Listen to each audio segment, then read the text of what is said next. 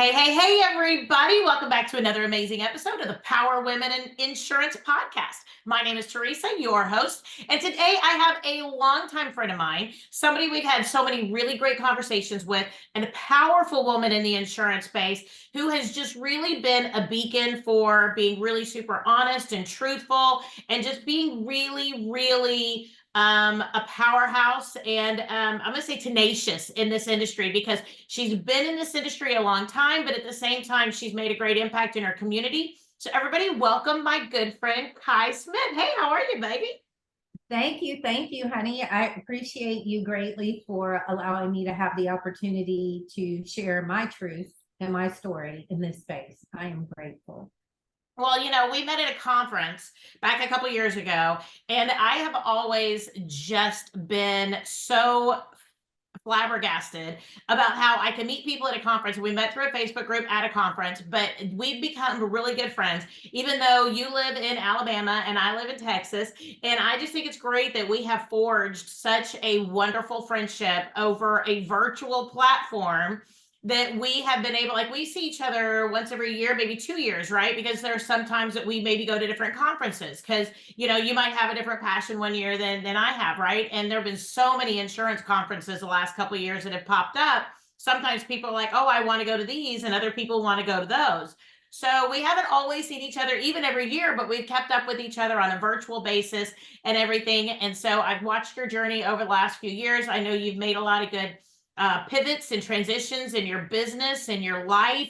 You've really pursued health and wellness, and I really want to make sure we bring that conversation to everybody today. So that's why I wanted to make sure we had you on. So I am thrilled. Awesome. I'm ready. I'm excited. Kai, tell us a little bit about how you got into insurance and how you kind of got where you are today. That's how I usually like to start. So let's learn that about you today. Well, I will tell you, I'm the probably the non-traditional insurance agent. I came in really through the back door. So I had a very rough life as a child. I lived on the streets, and my parents were very heavily in drugs. And I'm originally from the West Coast, and I came to go to college and needed a job. I was a teacher. I did all kinds of things. And it's really crazy. My degree is in accounting. I somehow ended up a Spanish teacher for many years. I'm not Hispanic at all, so that's another story. How I even learned how to speak Spanish. But when you live on the streets, you got to learn how to communicate like the streets. And growing up in California, that was the language, second language.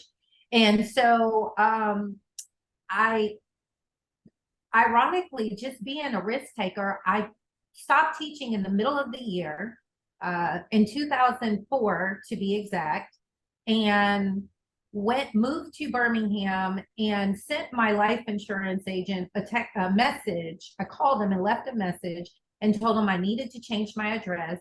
I was moving, and I was going to get a job that my degree supported. And he called me while I was on the freeway and said, why don't you get an insurance? And I thought, are you nuts? I don't know anything about insurance. This was life insurance at the time. And he said, sure you do. You know everything about life insurance. And the reason he said that was because at a young age, drugs impacted my family, but also death impacted my family. So my father was a heroin addict. My stepfather, who I lived with for a while, was a crack addict. And both of them died before I was 21, and neither one of them had life insurance. So my stepfather, who didn't have life insurance, my mom left me when I was 15, and so she relocated, and I didn't have anywhere to go because nobody wants to take a kid without any financial backing, and there was no life insurance. And so I kind of lost everything in a moment. Fast forward to getting into college, which a group sent me to college. It wasn't something that I wanted to do. It was just something that it was going to provide shelter and food. And so it was a safe place for me. I had a kid at the time. So I'm in college, I'm 20 years old. I get a call that my biological father who I also was close with, was found deceased. And he had no insurance. And so I had to take a student loan out to help get myself home and to bury him because I was the only remaining relative. Right. When I graduated college, my grandmother surfaced out of nowhere. And again, I'm the only relative that remaining relative. So long-term care came into play and those things. So my life insurance agent knew my story and said, I think you'd be the best person to get an insurance because you know what catastrophe feels like. And you have that And personal investment. Yes, they don't know. So I needed a job. He said, I just took a position at MetLife as a managing agent, and I want you to be my first recruit. And I said, I don't know anything about insurance. He said, you don't need to. We're going to pay for all of it. Nice. We'll get the license. We'll do all of it. We'll mentor you. And I said, okay. He says, if you are serious, turn around on the interstate, come back down here. I go in the office at 4 o'clock to sign my contract. I want you to sign your contract at the same time. So basically he signed on to the company, onto MetLife, signed all his employment documents, and I sat next to him and signed all of my agent documents. And so thus started, I did that I was with them about a year and a half. The economy started changing. I somehow ended up meeting another mutual PNC agent who was independent at the time. And I was like, everybody's canceling their life insurance. The economy's getting tough. And he said, home and auto is where it is. PNC, you gotta have. Well, I didn't know anything about PNC, but coming from California, I knew a whole bunch about Farmers Insurance. Okay. So I called Farmers. I called a district agent that I found. I think it was in the phone book or something, Google, whatever. And she said, that's ironic. Somebody's on the other line talking to me about you right now. And I said, are you serious? She was like, yeah, somebody recommended you to me. And she said, I want to meet you. And she said, can you come up to Birmingham? And I was like, sure. Came up to Birmingham and thus started an 8-year journey of my 20 years my anniversary is this year. I'll be 20 years in this industry, but thus started an 8-year career journey with Farmers. And surprising to me, I was extremely good at it. I was the 35th largest life insurance producing agency in the nation for Farmers. Wow. I was Rookie of the Year. Oh my gosh, I had so many trophies and championships and all that kind of stuff. And I really never looked back. Right. I just, kept going. And so that's kind of how I got here. So how did you leave Farmers and start your own independent agency? Because that's scary, especially when because independent, they typically don't, when there's nobody to give you a salary, right? And especially when you have a family and you have a life and you've had history, right? And you had a book that you were already generating some money from. And like you said, you were a big agent, right? So what propelled you into the independent side of this industry? Well, so that's interesting too. I'm gonna say this in the most polite way.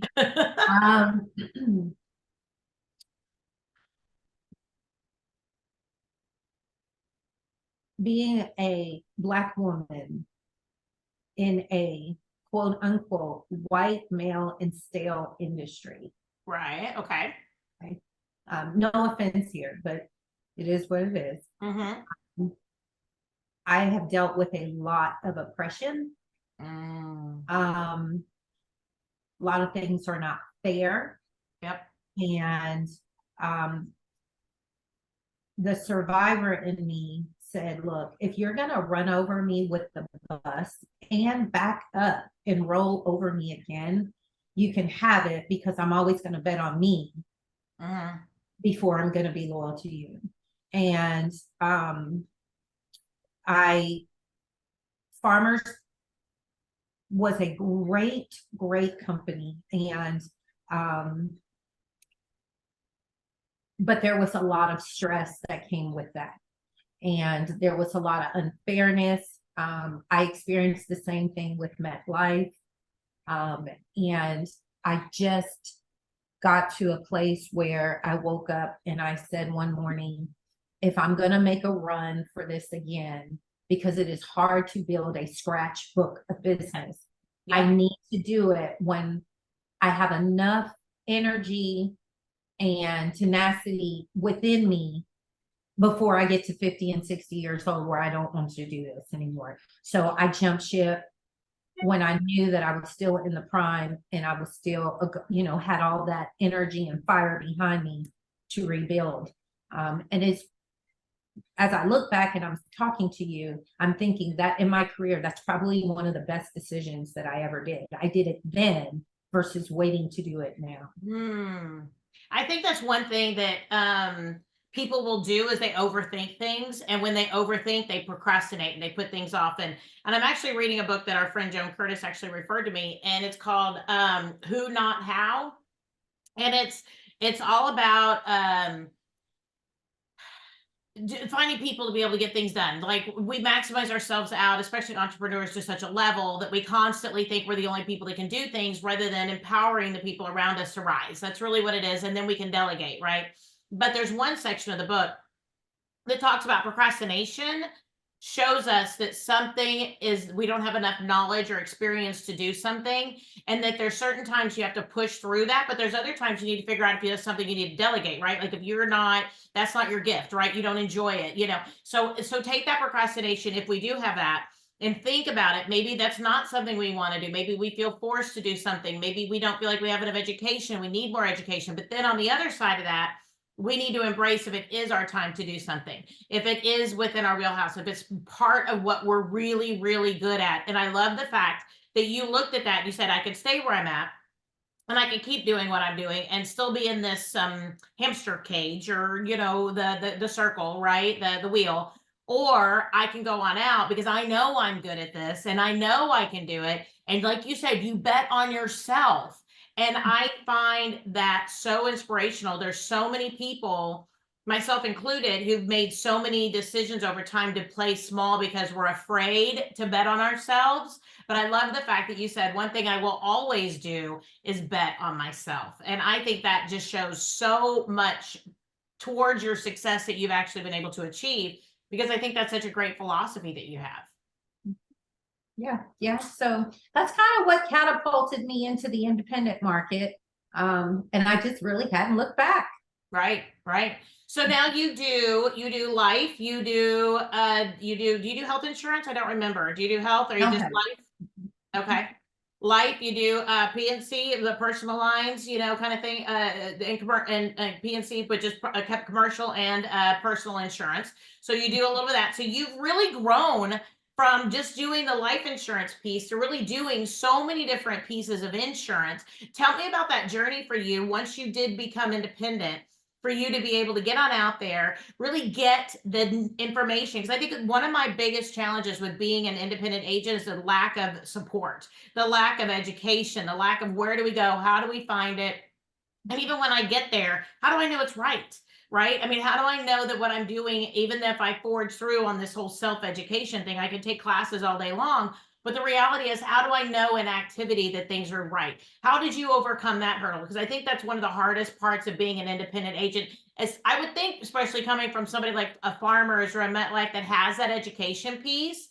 I've never been in that situation. You know, I mean, I didn't even have a license when I opened up my agency, which I don't even understand how my cluster let me do that. But like, I have really struggled with that. And a part of me wishes I would have had a little bit of that backbone. But at the same point, you went from life insurance. So I know you got a lot of that with training ish with the whole Farmers thing, but then you've really been able to launch it on your own. Tell me a little bit about that piece of it. So I think I attribute, when I get asked that question, I probably attribute a lot of that to Farmers and to life insurance. So life insurance and PNC, they're totally two different sales. Right. And if I had to do this all over again, or I was starting out, I would do it exactly the way that I did it. Nice. Because you learn how to sell completely different with life insurance than you do PNC. That's why a lot of times PNC agents are not very big or very good at selling life insurance, because life insurance is more of a visual sale. You've got to use your words to get the person to understand what death will look like. You've got to get them to feel it, to visualize it. And that's uncomfortable conversation for a lot of people. Yeah. In order to get them to move. Well, if you have the ability, which is a talent that I guess I had as a kid, per everyone that said they met me, I never asked for a popsicle when I was a kid. I would always ask in a more descriptive manner. I'd say, wow, it's so hot. Can't you feel the cold water going down your throat? My mom was like, I was 7 years old when I would ask her, like, Mom, my throat is so warm. I need a popsicle so I can feel the cool go down my throat. Instead of saying I want a popsicle. So Yeah. when you have that ability to do that and you pull that into the PNC side, you don't have to rely on rates because you're not selling price. You're selling coverage, and you're getting the person to understand and see and feel why the coverages are necessary to them. And so the training of how to sell really came from the life insurance industry, asking for the sale, that kind of thing. In terms of how to run my agency, how to build it, how to grow, hands down, Farmers Insurance will always get the kudo above everybody, because Farmers University is a real place in LA and in Aurora as well, but it is in Southern California. And I went many times. I took lots of classes. I invested. I also went to a lot of different agencies. I did that early on in my career.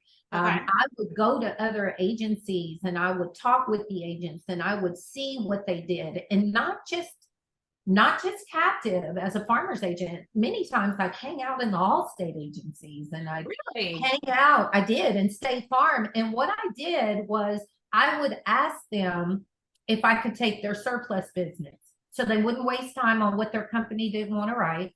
That was kind of how I would get prospecting. And in that, I would build relationships with them. And I would ask them, how do you do this? How did you do that? How did you? So I have to say, in how my agency runs, in how it has been set up, 100% hands down captive was how I got my knowledge. So when I left Farmers, of course, that was scary. I sold, and I didn't do it the way that they do it now. You go find a buyer, you bid the highest price. I didn't do any of that. The oppression that I was experiencing, the frustration that I was experiencing, I just said, forget it, buy it back. And the way that they buy it back is over a 1.5 year period. So you're not getting anything but every 6 months. So you got to make your chips count. Being a previous school teacher, getting paid peanuts once a month at the end of the month teaches you how to make your dollars stretch. But I just went back to I never stopped doing what I was doing. So one of the things I think with that has been successful for me is a little different than many other agency owners is I hear a lot agency owners want to sit in front of the computer. They want to run the company. They want to stay inside. I'm not that person. I do it all very well. My degree, I went to Alabama State University, and it provided a great, it's a great institution, provided a great curriculum for me to understand how to do a lot of things. So I run my business well, but me personally, I'd like to go outside and shake the tree and make them and bring the money in. I'm that person. I am all about the prospecting. They would give me back then we had index cards in a shoebox kind of prospecting system. And they say, here's the phone book, and, write down 50 people, and 5 people under and all that. I didn't want to do all that, any of that. Right. What I wanted to do is I would get up at 7 o'clock and I would go to strip centers and other places, and I'd give them my card and say, hey, I was in the area to see a client. Didn't have a client anywhere, but I was in the area to see a client. This is what I do. This is what I just wanted to talk to people. And I want to throw seeds and prospect. And, you know, I didn't want to have to come in the office if I didn't have to do anything. The problem is when you have no staff, you have no choice. Yeah, exactly. There's no option at that point, right? Yep. Yes. You are. What do they say? You're the janitor and the CEO all at the same time. Yeah. You know? So the transition for me wasn't as hard because once I was a very good steward of my finances. And I always understood the industry that, you know, you could have 7 years of feast and 7 years of famine. I understood that. I came in 2005 is when the market crashed, the housing market, I think it was. Yeah. And then it did it again, I think in 2011 or 2010. So I had went through a few cycles at that point. And I had staff at Farmers, and I didn't let the way that I set everything up. I only sold, Farmers bought my book and they took their name back, but my company was set up thankfully to my university and how I was educated. My company was set up from the beginning in a way that Farmers could not take my office. They could not take my phone number. They could not take anything. Nice. Other than I had a non-compete. Right. And, but I still had 2 CSRs at the time. And I had lots of centers of influences.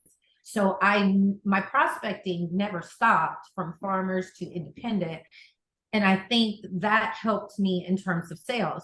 Now, what was the struggle for being independent? I didn't have problems getting direct contracts. I didn't go with the aggregator cluster. I didn't have to. A lot of people in the city knew who I was. And a lot of carriers knew. Right. And so I got my direct contracts pretty quickly. What I wasn't prepared for was the loss ratio conversation. Don't experience that individually on a captive level like you do as an independent. And that took me probably the first couple of years trying to navigate those waters of losing smaller contracts and having to do book rolls and losing people in that process. And that part probably was the hardest migration into being independent. Okay. Interesting.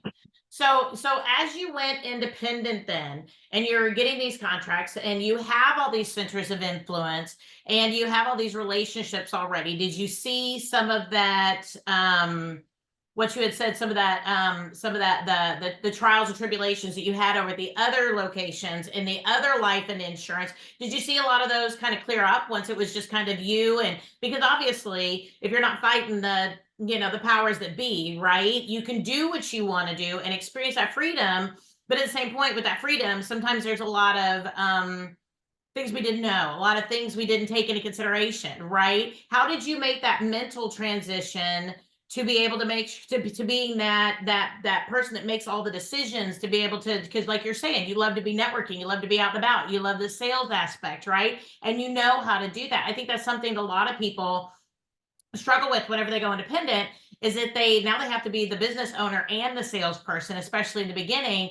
How did you find that balance? Because I think that's really, really hard. And especially in a world as a woman.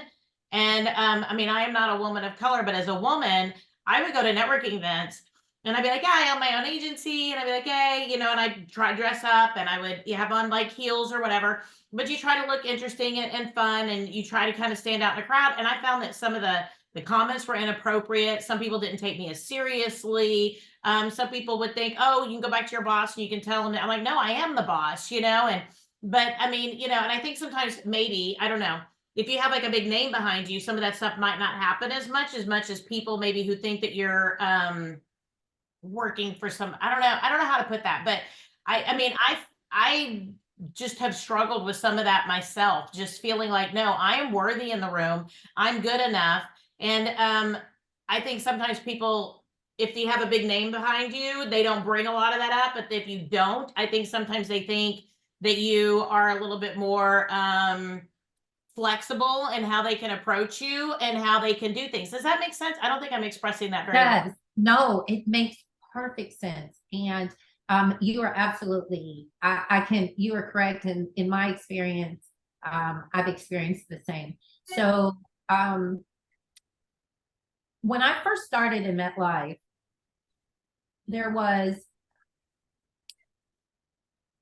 I did life and I did securities, I did investments and all of that. Right. I was the only woman in the office. And other than the support staff, I was the only woman agent. And I was inappropriately touched at the copy machine. And I remember, like yesterday, I turned around because I was just so in shock. I was younger, and I remember he made some comments about being a woman and being a woman of color, and just my nature. I remember going to the bathroom. Girl, I could just see you just turn around and just clocking him. I just, I didn't. It's funny because in the my workspace, nature. you were like, "Ooh, I need to keep myself to myself, and right now I need to separate myself from you because otherwise you're going down, buddy." So here's what's funny is, you know, I didn't know what to do. You know, Yeah. coming from where I came from, you're exactly right. You know, I would have turned around and slapped him across the face. But at that point, I was much older, a little bit older, not much, but I was a little bit older, you know, and I had never been in an environment with people that, you know, had suits and shirts and Right. professionals, and It's very I had intimidating. never, I knew, I was very conscious of where I was. And I'm gonna say this, you know, being a Black woman in Alabama in a all-white male office, that may not be the right look to hit somebody. That just might not go too well. So I didn't do that. I actually went in the bathroom, I cried, I got myself together, and I went to his office and I sat in front of him and I said, we have two choices here.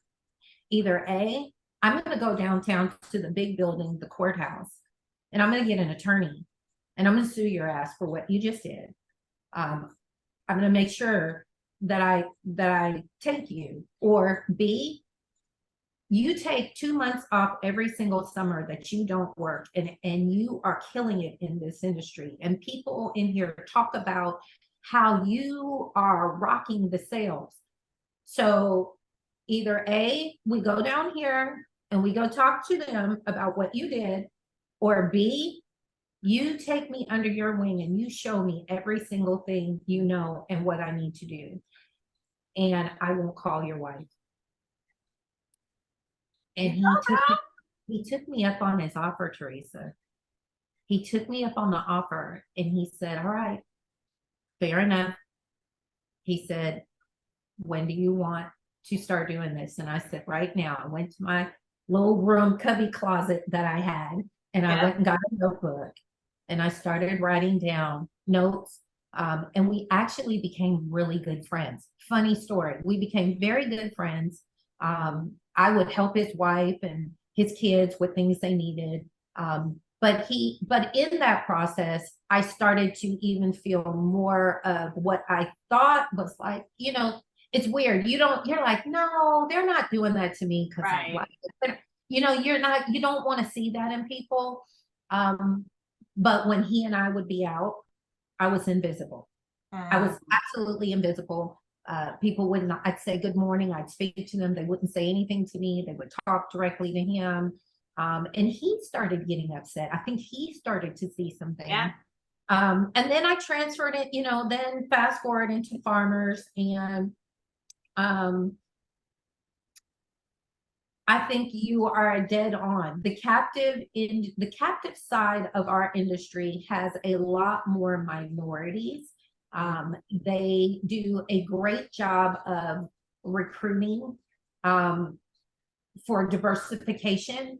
So you have a lot more cultures, not, when I say a lot, obviously nowhere near the majority or any of Right. that. But just a higher percentage, To, right? yeah, compared to the independent side of Yeah. our industry, there are way more minorities and diversification and cultures in the captive world. And the captive world, and part of that is recruitment, and part of that is because there is a lot of programs within certain captive carriers that will fund money, and you can get loans, and you have subsidy and all of that kind of stuff to help you get in there. On the independent side, of course, you don't have anything. It's just to the wall, let's go. So when I got into farmers, I was blessed that my district manager was a woman. And she was one of, I think, 30 in the entire nation that had a district. And she is dynamic, and I love her. Her name is Lynn Berry. So she hears it, shout out to Lynn. She rocked it. And Lynn was very purposeful to bring women into the industry and minorities. So when I came, I was the only person of color at the time. And then another dynamic agent that I'm gonna shout her out to, Leah Wiggins, because I saw a bus go by my house with her on it, and I was in the street screaming and hollering. I was so happy to see her still in the industry. But she was there, so we started to build. So there was more there. When I came to the independent side, I had this perception, not that it was so much easier on the farm captive side, but I wasn't by myself with what I was dealing with. There was another person, or maybe two at most, that I could say, hey, today I'm just frustrated about this, and this. I feel like I can't get where I'm trying to go in this industry. But when I became independent, I thought I was going to be able to do what I wanted to do.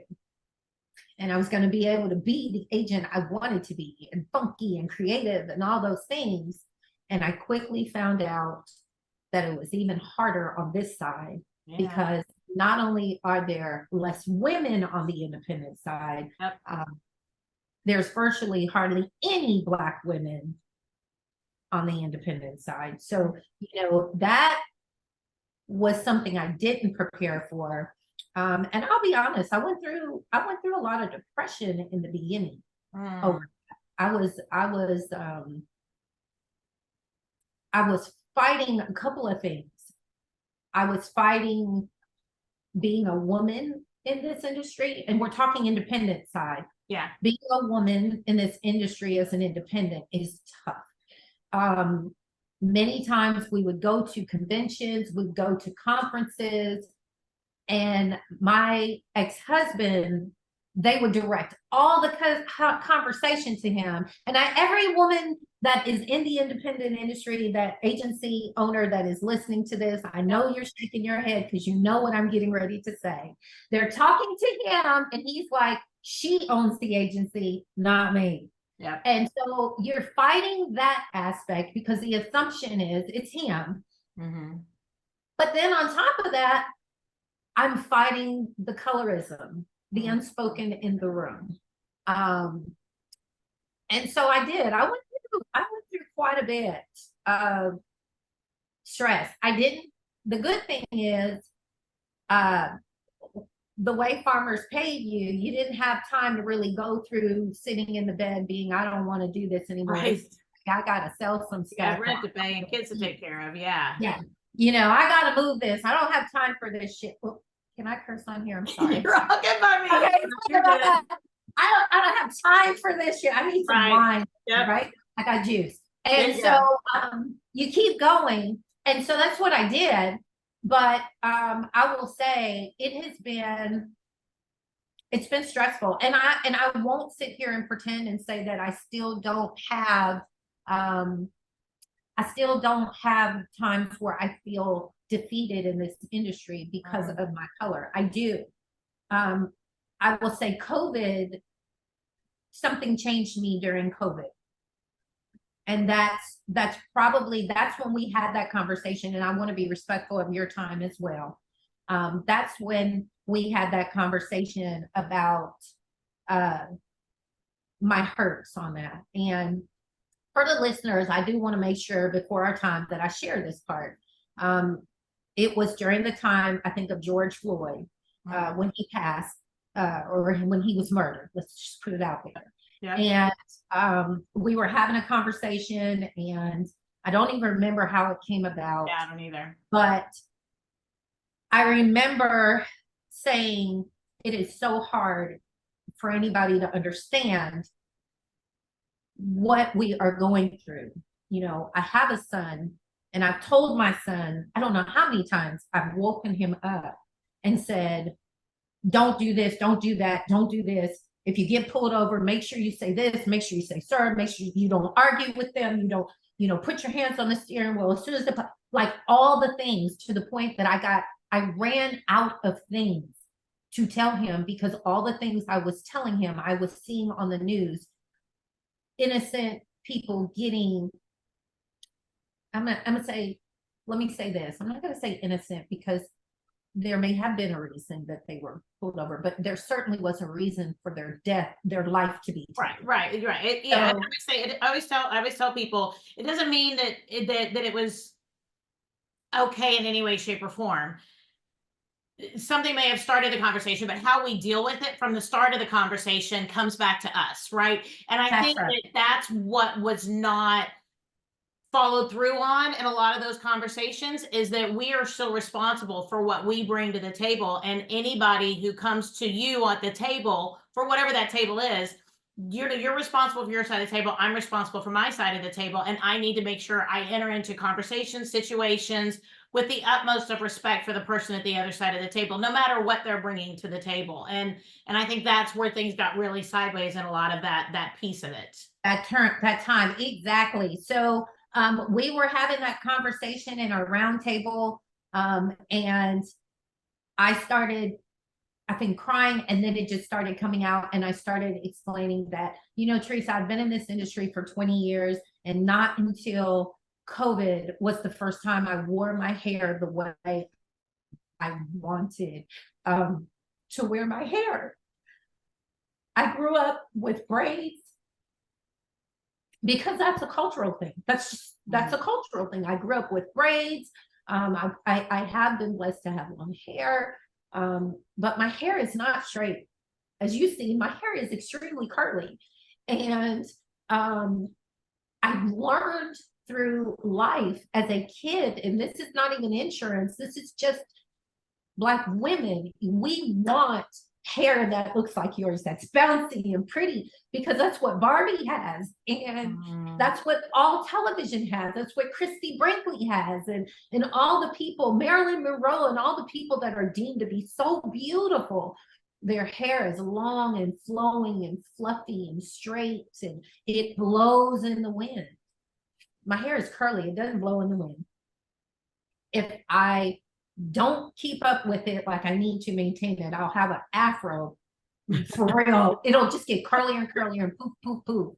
And I hadn't worn braids in my hair since I was in college until COVID, because I didn't feel comfortable enough, to the point that my kids knew that when I would wear my hair at home on the weekends, just let it be natural. And then when I would go to a conference, my kids would say, Mom, when are you going to straighten your hair? Are you going to do it tonight or tomorrow? Like, I would not go to a conference or be in a meeting without having my hair straightened first. And that's because when I got in this industry, when my hair is like this, I work for the company. I'm not an agency owner. I get looked over. Interesting. I'm not addressed properly. There's just a host of things that happen. But when my hair is straighter, I seem to be able to fit in the room a little better. And I think because maybe I'm not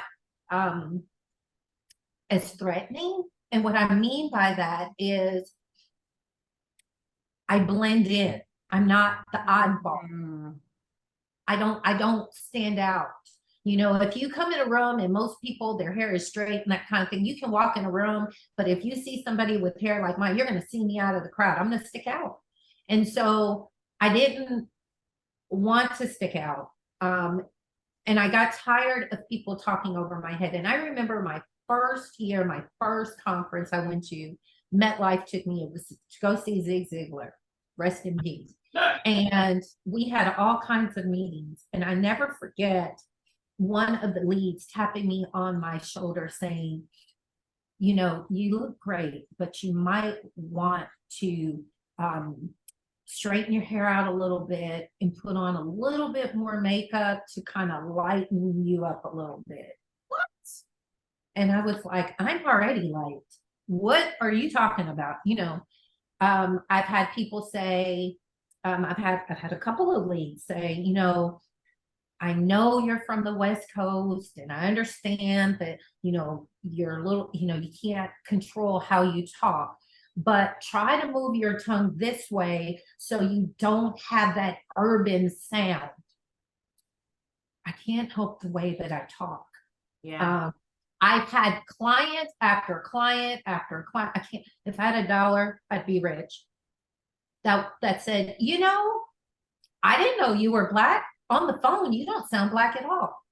Or you don't look anything the way that you sound. You know, in my ignorance in my earlier years, I thought they were talking about a California accent versus a Southern accent. But then as I started to get a Southern accent, I started to realize that's not what they're talking about. And then I eventually, you know, I will say this on one thing that I also want to share that has kept me through this industry is the woman camaraderie. You know, there is a bond between women. I don't care if you are white, if you are Black, if you are Chinese, or what you are. We seem to be able to get past those things and have compassion for each other because as women, we understand what we are going through over the masses.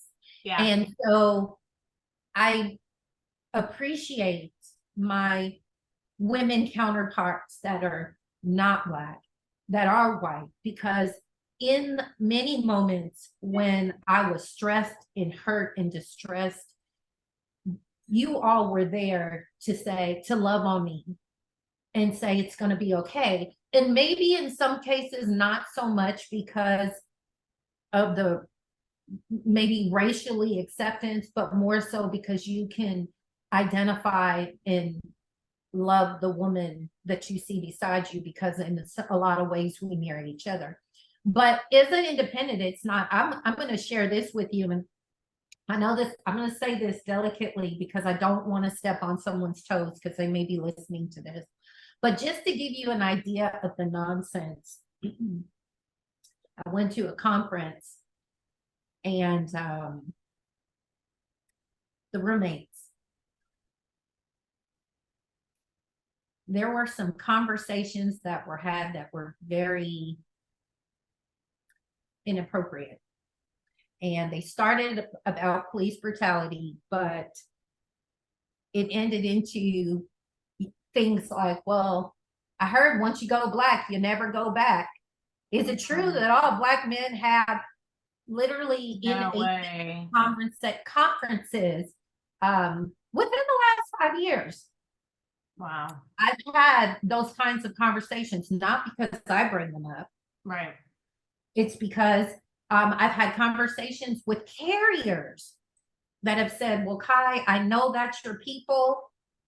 It's your people, quote unquote. That's your people in that zip code, but that's not really the business we want right now. So, you know, you're going to have to figure a way to assimilate over into the more affluent neighborhoods. I've had carriers sit in my office and tell me that, you know, your market is not the market we want. Well, how did you even know what my market is? I thought it might have been zip code related, but then when they tell me the market and they tell me the zip codes, is African American zip codes. It's not the other zip codes. And I understand there's reasons for that. Obviously, loss ratio, things like that. Lower income has higher losses, stuff like that. But I will say overall, that has been probably the hardest part for me in this industry. And I vowed after COVID that I would never go back to being somebody or looking a way that people wanted me to look. Either you do business with me or you don't. Right.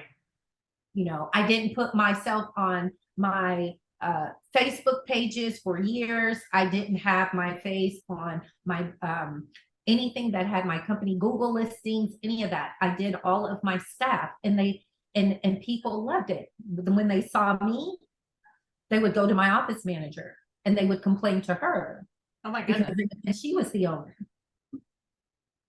You know, I've had people ask my employees, how does it feel? You know, do you feel comfortable working for a Black woman? I've had an agent actually come in my office and try to hire one of my employees. In your office? Into my office when I was not there. Now, she gave him all the business. But oh my she goodness. Cried and she cried and she said she was just sorry the world was such a mean place. You know, and it might be part of where I'm located, but you know, but I vowed I would never do that again. Well, I would be who I am. You know, I think because you were part of the original conversation to start this podcast, and I remember you and me and some people hanging out talking about it. And I think that even when we were talking about starting this podcast, this was pre-COVID, barely pre-COVID, but it was pre-COVID.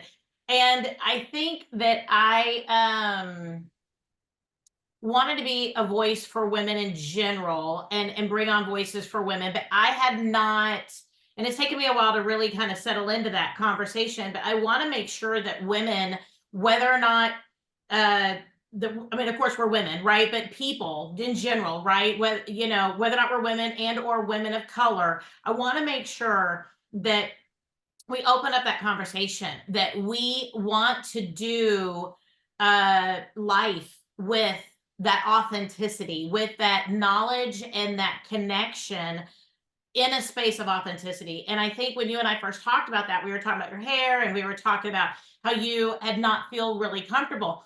And that was something that, even though I think at that point I'd known you like a year and a half, 2 years maybe, and I was like, I didn't feel that you had been uncomfortable, but I wanted to make sure that on my side too, that I encouraged you to be everything that you want to be, right? Like if somebody wants to be bohemian, right? Boho, right? And they want to wear the long skirts and they want to wear the knit tops. I 100% go for it. I'm 100% for it, right? If you want your hair curly, go for it. I love you the way you are, right? And who you are and your soul. You know, how people approach business and how people approach other people is what matters to me. You know, and I think we need to shift the conversation even in the corners, even in the private moments, like you mentioned, with maybe roommates, when you think maybe you're in a more private setting, right? Maybe people wouldn't say something in the lobby of a hotel at a conference, and a lot of people do. And a lot of people have a couple drinks and all of a sudden they think they can talk the way they want to talk or do what they want to do. I really want to make sure that from my perspective and my love to you, as well as to everybody else out there, that we as women stand up for people in their authenticity, whatever that looks like for them. I don't want to love people as a shell of who they really are. I don't want to say Kai is one of my people, but then if I come to your house, I don't want to say I don't know you. You know, I don't want you to be a completely different person in your life outside of that. Because if I say I know you, I want to know all of you, you know. So I just want to tell you, as well as everybody else out there, to encourage, because I do believe that with COVID and with a lot of the conversations the last few years, maybe we made just one or two minor cracks in the world out there. Not a lot. It's not come a long way. We have massive amounts of room to grow, massive. But I just hope that people stand up against sexual harassment, against race issues, against gender issues, against, you know, just judgment in general about people and making assumptions about people, their careers and their skills based on things that don't matter to those types of conversations. And I just want you to know that I love you. I love you too. You know, I mean, 100%. And I want all the people out there, men and women, to experience that same love. And I hope that having a conversation like this about those journeys, and I love how you've taken those things, and I love how and I'm not condoning sexual harassment in any way, shape, or form, but I love how you went and you took that moment and you said, hey, I'm definitely 110% going to go this direction, and or you can mentor me and I can be better at the end of the day. And hopefully maybe it enlightened that person's eyes to be able to say, hey, this was inappropriate, and this person's a person. This person is not something to be grabbed and fondled at the copy machine, but you made a difference in that person's life by standing up. And I think that we as a community have to stand up against bullies of any kind and make sure that we make space for people of every kind, every mental, we even have people who approach situations differently. My husband, I always call him a bull in a china hutch, because he will just fast forward, take over, do what he needs to do. And I'm much more, let's talk about that. And what's the best way to do it? But he needs space to be him, and I need space to be me. You need space to be you, but it all needs to be space that's authentic. And I think for me, that's something that I am so proud of you the last few years, that you have really stepped up. And that's why when I contacted you, I was like, I want to be able to have that conversation of this journey, because I think it's so important to have. Yes, thank you so much. And I know that our time is probably up. Hopefully you will have me again, because I would love to talk about the balance of health and being an agency owner. Yeah. Just balancing your emotions, your physical, and there's a lot that I would love to share with the audience about my healing journey after I got sick and what I went through, and how to still keep your agency going while you're 100%. on that hiatus. So hopefully you'll have me back.